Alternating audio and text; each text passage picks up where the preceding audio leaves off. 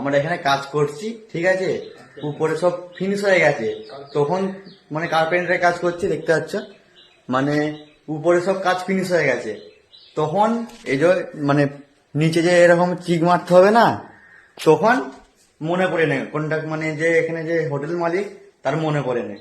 এবার আমাদের যে কন্ট্রাক্টর আছে সে এবার তাকে বলেছে যে কাজ যেহেতু ফিনিশ হয়ে এসছে, নিচের শুধু এই রুমটা বাকি আছে আর ওইদিকে মানে এই নিচের ফ্লোরটা বাকি আছে। এবার আমাদের কন্ট্রাক্টর বলেছে পয়সা চেয়েছে, এবার যে হোটেল মালিক ওর মনে পড়ে গেছে যে চিক মারতে হবে।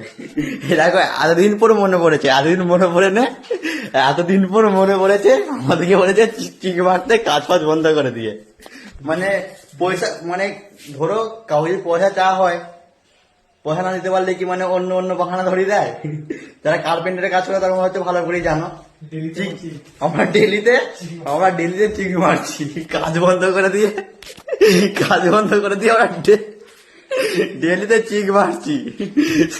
মানে তোমরাই জানো যে হ্যাঁ আমরা জানি যে এখানে চিক বিছে কাজ করতে হয়, আমার দিকে তীর বলে এনেও দেয় নে আর বলেও নে।